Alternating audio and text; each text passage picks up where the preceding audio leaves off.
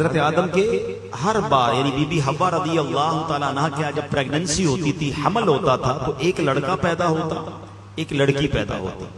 اللہ کی شان دیکھیں، اللہ نے اس نسل انسانی کو کس اپنے حکمت بھرے انداز میں چلایا کہ ہر حمل میں ایک لڑکا پیدا ہوتا، ایک لڑکی پیدا ہوتی، اور جب اگلے حمل میں ایک اور لڑکا لڑکی پیدا ہوتی تو ان کا آپس میں نکاح ہو سکتا تھا۔ یعنی مثال کے طور پہ ایک باری میں جو لڑکا اور لڑکی پیدا ہوتے وہ بھائی بہن کہلاتے تھے، مگر اگلی باری میں جو لڑکا لڑکی پیدا ہوتے وہ ان کے بھائی بہن نہیں، اس حوالے سے نہیں ہوتے تھے کیونکہ ان کا نکاح جائز تھا، اور یہ اس زمانے کی شریعت میں جائز تھا، اور اس لیے ضروری تھا کہ اسی سے نسل انسانی نے آگے بڑھنا تھا۔ اب اللہ کی شان دیکھیں کہ حضرت آدم علیہ السلام کے جو دو بیٹے تھے، قابیل اور حابیل۔ پہلے قابیل پیدا ہوتا ہے۔ اچھا، قابیل کے ساتھ معاملہ یہ تھا کہ اس کے ساتھ جو لڑکی پیدا ہوئی اس کا نام جو تھا وہ اکلیمہ تھا، وہ بڑی خوبصورت تھی۔ حابیل کے ساتھ جو لڑکی پیدا ہوئی اس کا نام لیوزا تھا۔ اب جب دونوں بڑے ہو گئے تو اسی شریعت کے قانون کے مطابق حضرت آدم علیہ السلام نے قابیل سے کہا کہ تمہارا نکاح لیوزا سے ہوگا، اور حابیل کو کہا کہ تمہارا نکاح اکلیمہ سے ہوگا۔ قابیل کہتا ہے نہیں، میرا نکاح تو اکلیمہ سے ہونا چاہیے۔ حضرت آدم نے سمجھایا وہ تمہارے ساتھ پیدا ہوئی ہے، وہ تمہاری بہن ہے، تمہارا اس سے نکاح نہیں ہو سکتا۔ وہ کہتا ہے نہیں، یہ تو آپ کا بنایا ہوا اصول ہے نا، میں نے نکاح کرنا ہے تو اکلیمہ سے ہی کرنا ہے۔ اب حضرت آدم علیہ نبینا علیہ السلام نے کہا اچھا ٹھیک ہے، ایسا کرو کہ تم دونوں بھائی اپنی اپنی قربانیاں پیش کرو، اللہ کی بارگاہ میں قربانی پیش کرتے ہیں، جس کی قربانی قبول ہو جائے گی ہم سمجھیں گے کہ اس کی بات مان لی گئی۔ اب کیا ہوا، اس زمانے میں صدقہ یا جو بھی پیش کیا جاتا تھا صدقہ، وہ قبول کیسے ہوتا تھا، قربانی کیسے قبول ہوتی تھی کہ آسمان سے آگ آتی تھی اور اس صدقے کو اس کو آگ لے کر چلی جاتی تھی۔ سرکار دو عالم علیہ السلام کی امت پر ایک اور مہربانی پتہ ہے کیا کی ہے؟ بہت ساری مہربانیوں میں ایک مہربانی یہ ہے کہ ہمارا صدقہ، ہماری قربانی ہم خود بھی استعمال کرتے ہیں، ہم آپس میں غریبوں میں بانٹ دیتے ہیں۔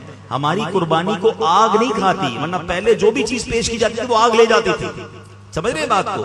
ہم آج کل کیا کرتے ہیں، صدقہ غریبوں میں بانٹ دیتے ہیں، رشتہ داروں میں بانٹ دیتے ہیں، قربانی کرتے ہیں، خود بھی کھاتے ہیں، دوسرے لوگ بھی کھاتے ہیں۔ ایسا نہیں تھا پہلے، یہ بھی اس امت پر مہربانی کی گئی ہے۔ تو بہرحال اب کیا ہوا کہ دونوں نے اپنی اپنی قربانی پیش کی۔ قابیل کھیتی باڑی کرتا تھا اور حابیل جو تھے وہ بکریاں چراتے تھے، تو قابیل اناج کا ایک ڈھیر اس نے رکھ دیا پہاڑ کے اوپر، اور حابیل نے ایک بکری جو تھی وہ رکھ دی۔ اب ایسا ہی ہوا کہ آگ آئی اور آگ آ کر بکری کو جو ہے وہ لے گئی اور قابیل کے گندم کو چھوڑ دیا گیا۔ اس کا مطلب یہ ہوا کہ حابیل کی قربانی قبول ہو گئی، اور حضرت آدم نے یہی فرمایا کہ اب اکلیمہ کا حقدار یہ ہے۔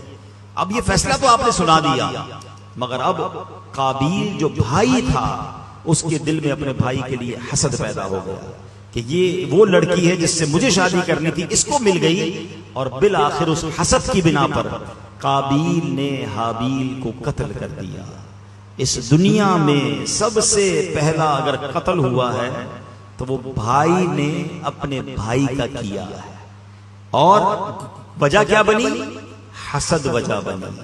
حسد کیوں ہوا؟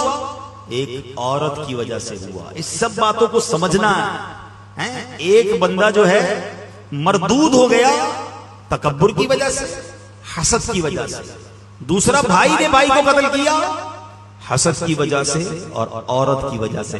سمجھنی ہے یہ باتیں کہ یہ کتنے پرانے گناہ ہیں، یہ کتنے بڑے فتنے ہیں جو آج بھی مسلمانوں کے دلوں میں بس رہے ہیں، اور مسلمانوں کو اس کی پرواہ نہیں ہے۔ حدیث پاک کا مضمون ملتا ہے کہ جب تک دنیا میں کوئی بھی قتل ناحق کیا جائے گا اس کا گناہ جو ہے قتل کرنے والے کو تو ملے گا ہی، قابیل کو بھی ملے گا، کیونکہ اس نے یہ طریقہ ایجاد کیا۔ ایک اور بات سیکھنے کو ملی کہ جو گناہ کا طریقہ ایجاد کرتا ہے، گناہ پر لوگوں کو لگا دیتا ہے، لوگوں کو کوئی ایسا راستہ بتاتا ہے جس سے بندہ گناہ کرے، گناہ کرنے والے کو تو وہ گناہ ملتا ہے جس نے یہ راستہ بتایا، جس نے لوگوں کو لگایا، یہ گناہ جاریہ اس کے لیے بھی ہوتا ہے۔ تو اب کیا ہوا، قابیل نے حابیل کو قتل تو کر دیا، مگر جس کو پتا نہیں تھا لاش کو کرنا کیا ہے، اس وقت تک وہ مرا ہی نہیں تھا نا۔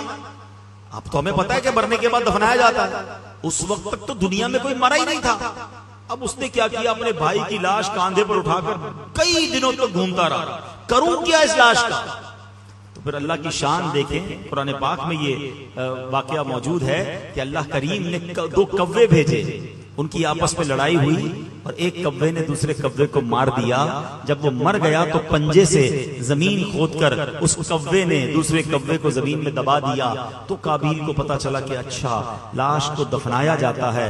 اب اس نے اپنے بھائی کو دفنایا مگر اس کے چہرے کا نور چھن گیا، وہ بڑی عجیب و غریب آفت میں مبتلا ہوا اور